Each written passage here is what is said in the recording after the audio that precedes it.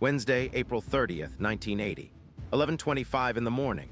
Police Constable Trevor Locke of the Metropolitan Police Diplomatic Protection Group is standing under the columned portico of number 16 Prince's Gate, sipping a coffee handed to him by the embassy doorkeeper. He is armed, a Smith & Wesson Model 10 revolver concealed under his uniform tunic. He has no idea he is about to become the most famous police officer in Britain. 6 men approach along the pavement. They are carrying a canvas holdall. Inside are 2 Polish PM-63 machine pistols, a Browning HP pistol, a .38 revolver, 6 Soviet-designed hand grenades, and 1 Astra automatic. Their leader, a 27-year-old Iranian Arab from Khuzestan province who calls himself Salim, real name Onali Mohammed, pulls a submachine gun from the bag and opens fire into the ceiling of the embassy's entrance hall.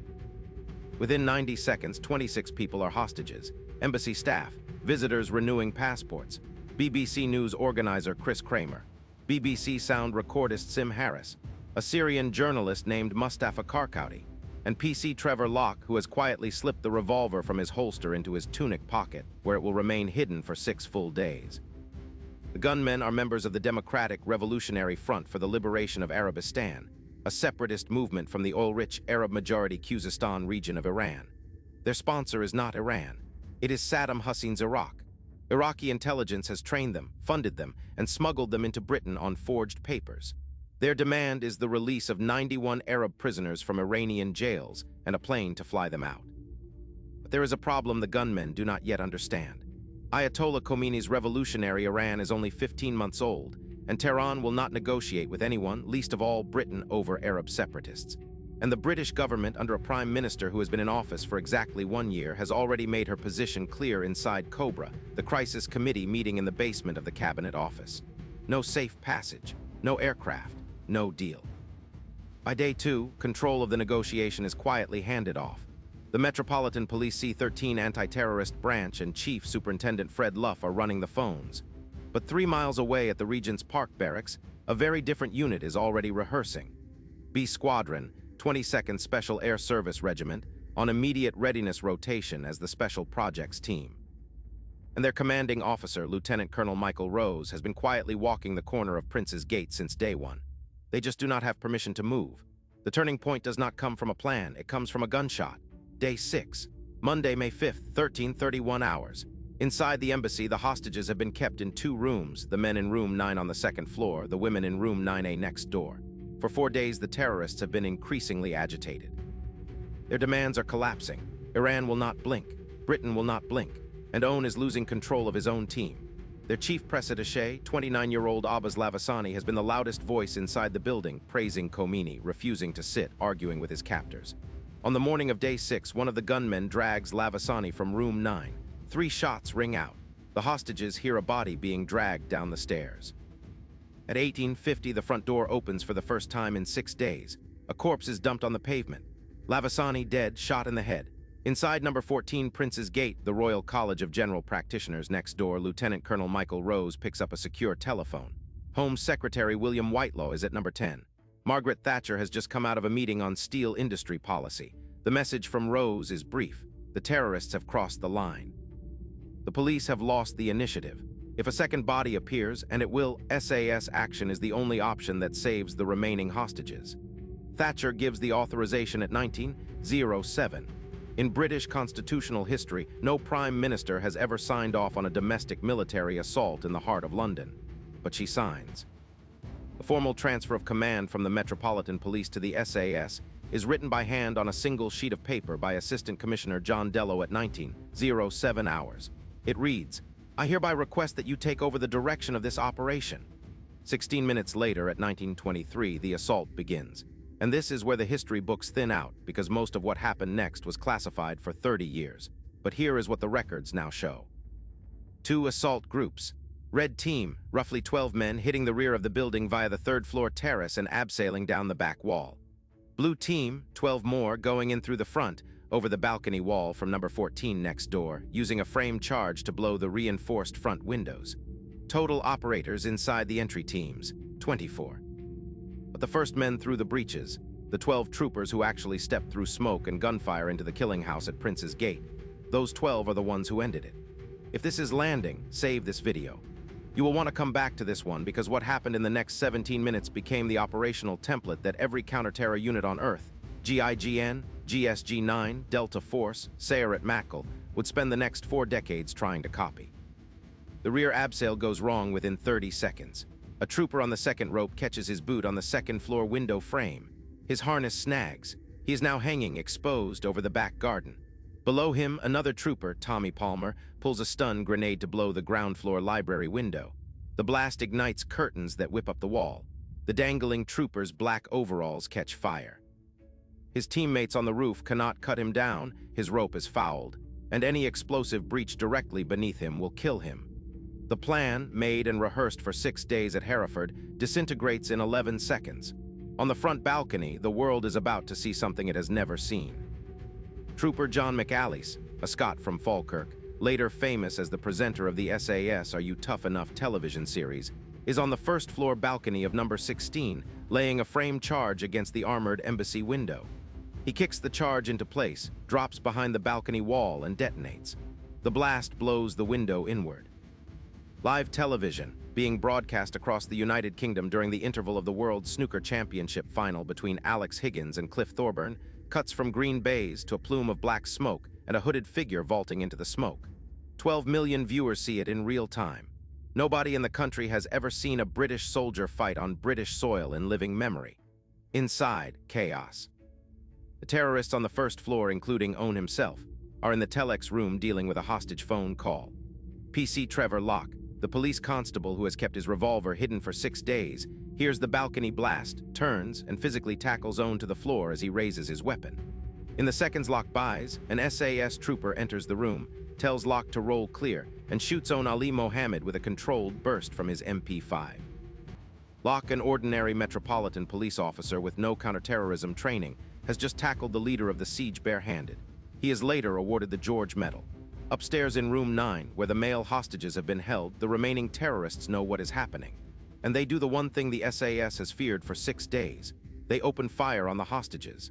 Ali Akbar Samidzadeh, another Iranian embassy staff member, is shot dead. 2 more hostages, Dr. Ahmed Dadgar and Ali Gil-Ganzafar, are wounded. But before the gunmen can finish, the door to room 9 blows in. 2 SAS troopers enter. In the confusion, the terrorists have thrown their weapons onto the pile of hostages and lain down among them, hoping to blend in. They do not blend in. The troopers begin identifying targets by process of elimination. Hostages are physically dragged from the room, down the stairs, and thrown from man to man in a human chain out into the back garden. Any hostage identified as a terrorist mid-transit is executed on the spot. 2 gunmen are killed on the second-floor landing this way. A third is shot dead in a small room off the corridor. Meanwhile, on the back wall, Tommy Palmer's teammates have finally cut the tangled rope.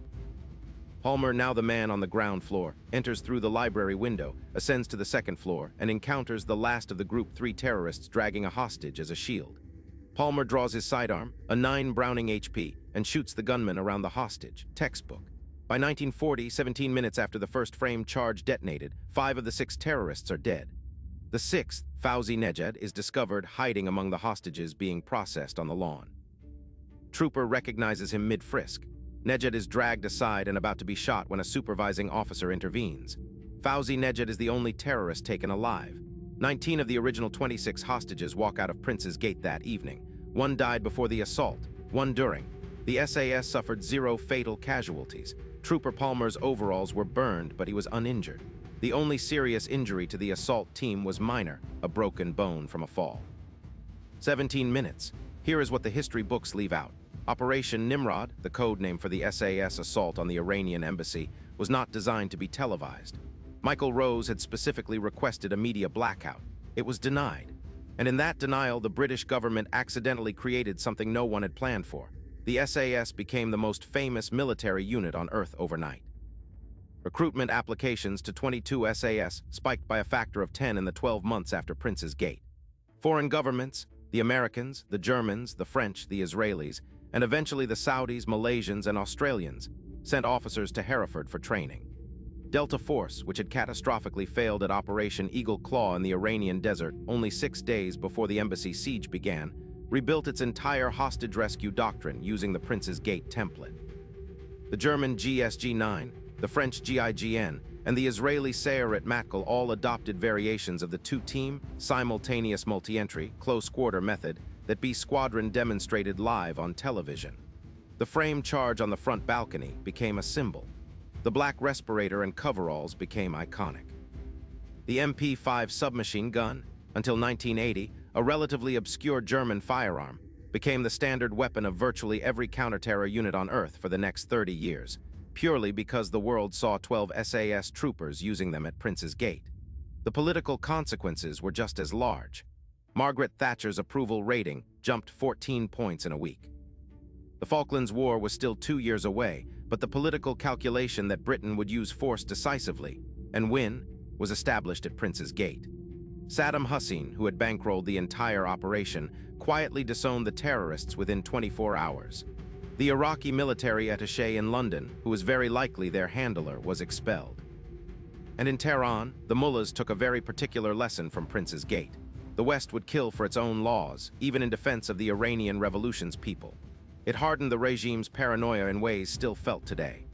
And Fauzi Nejad, the surviving gunman, he was tried at the Old Bailey, sentenced to life in prison, and served 27 years before being paroled in 2008. He was granted political asylum in Britain because deporting him to Iran would have meant his execution. Read that again. The last surviving terrorist of the Iranian embassy siege lives today on the streets of London on British public assistance. Which side in the end actually won? Drop it in the comments, because that answer is a lot harder than it looks.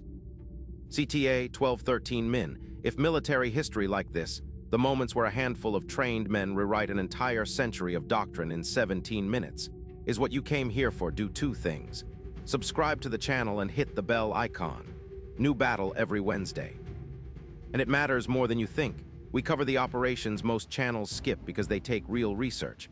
The Sela Scouts, the Gorkhas at Sylhet, the LRDG in the Western Desert, the Chindits behind Japanese lines. The kind of history that gets buried when everyone else is covering the same 4 battles of Stalingrad. So subscribe, hit the bell icon, and stick with us. Outro 1315 Min. There is one lesson from Prince's Gate that every military academy from Sandhurst to West Point still teaches. It is not about breach charges or flashbangs or entry drills. It is about time. Ali Mohammed spent 6 days believing that pressure and patience would give him leverage. Margaret Thatcher spent 16 minutes deciding that time was, in fact, the terrorists' only weapon, and that removing it violently without warning would end the siege before Iran or Iraq, or the international press could turn a domestic hostage-taking into a diplomatic disaster. 17 minutes of controlled violence. 19 hostages walked out alive. 5 terrorists killed, 1 captured, 1 hostage lost during the assault. 0 SAS deaths. And a template that would define counterterrorism for the next 40 years. But here is the strangest part of the entire story. The terrorists' original sponsor, Iraq, went to war with Iran less than 5 months later. The Iran-Iraq war would kill an estimated 1 million people over the next 8 years. The Iranian embassy siege was, in a very real sense, the first shot of that war, fought accidentally on British soil. If that connection blew your mind, wait until you see what the Iranian Revolutionary Guard did in Beirut in 1983, 1 truck, 1 driver, and 241 dead U.S. Marines in a single morning. If this one hit, my video on the Beirut barracks bombing will blow your mind. It is the operation that changed how America thinks about war in the Middle East to this day. 12 men, 17 minutes, Prince's Gate. That was WarDossier.